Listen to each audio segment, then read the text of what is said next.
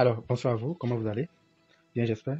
Aujourd'hui, nous allons rapidement faire un tour et parler de la finance personnelle. La finance personnelle, en quoi elle consiste? La finance personnelle, en quelque sorte, c'est la gestion de votre argent. La gestion de votre argent en vue de réaliser vos objectifs. Vous savez, pour vivre une vie heureuse et être à l'abri du besoin, vous êtes dans l'obligation de bien gérer ce que vous gagnez et surtout de pouvoir planifier dans quoi vous allez mettre votre argent. Donc voilà, en résumé, de quoi les questions. Et on peut rapidement ajouter que les finances personnelles consistent en quelque sorte à évaluer vos revenus, vos besoins financiers et à déterminer la somme à affecter aux dépenses nécessaires. Donc voilà, je parle de budgétisation, selon combien vous gagnez à la fin du mois, bien combien vous gagnez de façon périodique. Vous asseyez, vous établissez un petit budget pour voir à quoi vous allez affecter plutôt et votre revenu, le menu des dépenses. Voilà. Vous savez, c'est l'argent qui fait tourner le monde, que ce soit pour votre petit déjeuner le matin ou encore pour satisfaire à vos besoins quotidiens. Vous êtes tous les jours confrontés à des décisions qui sont liées directement à vos finances. Quel vêtement acheter, pour quel budget.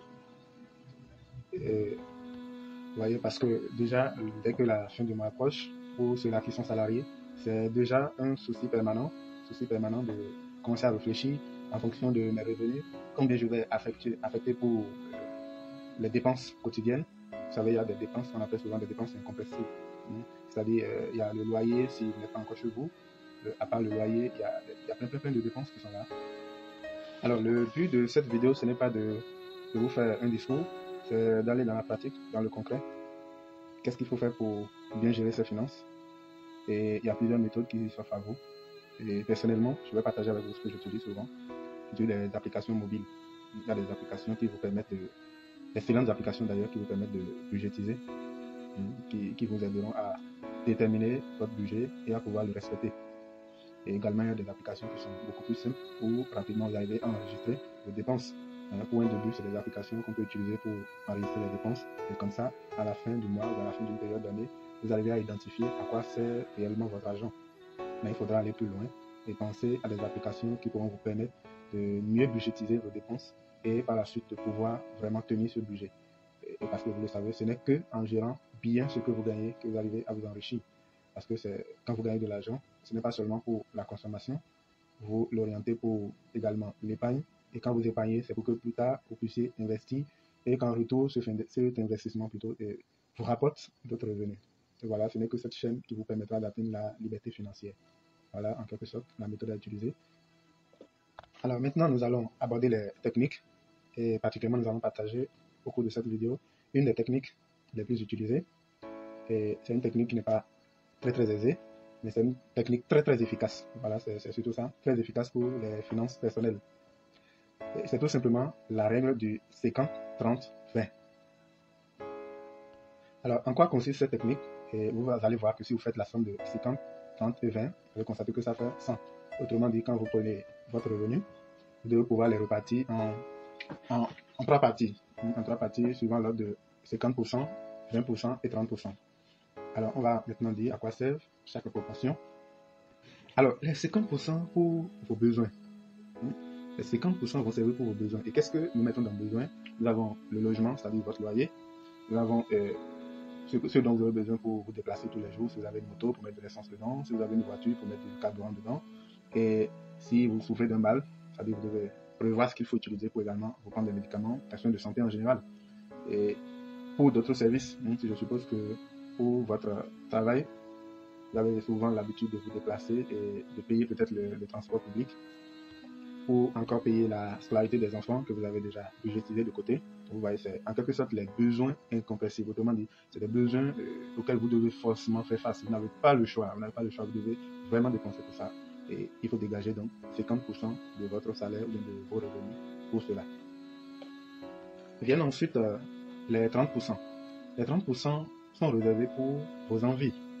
Qu'est-ce que je mets dans vos envies? Vous voyez, vous avez travaillé tout le long du mois, vous avez souffert sous le soleil, sous la pluie, malgré les aléas climatiques, vous êtes déplacé pour travailler.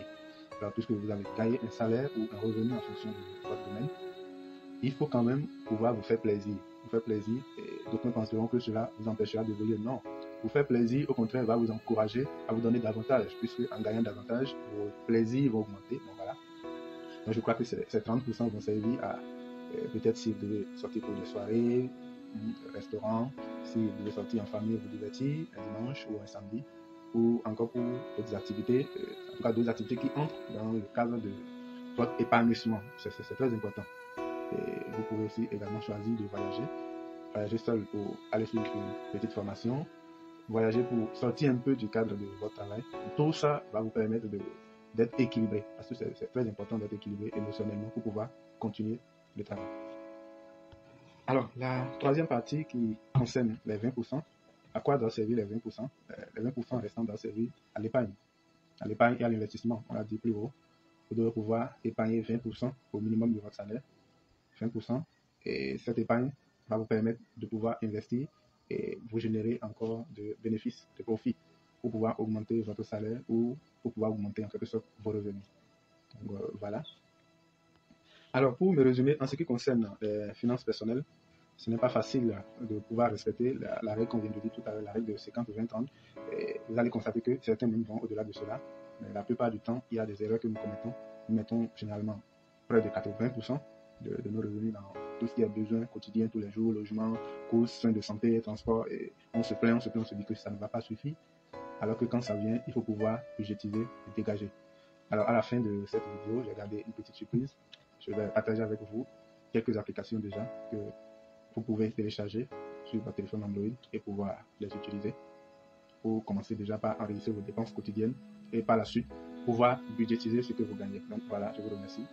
Et n'oubliez pas, abonnez-vous sur la chaîne et si ce petit détail, ce petit partage, et si cette vidéo vous a plu, n'hésitez pas à la partager avec vos amis et surtout mettez un pouce bleu si ça vous a plu. Merci et suivez la vidéo suivante.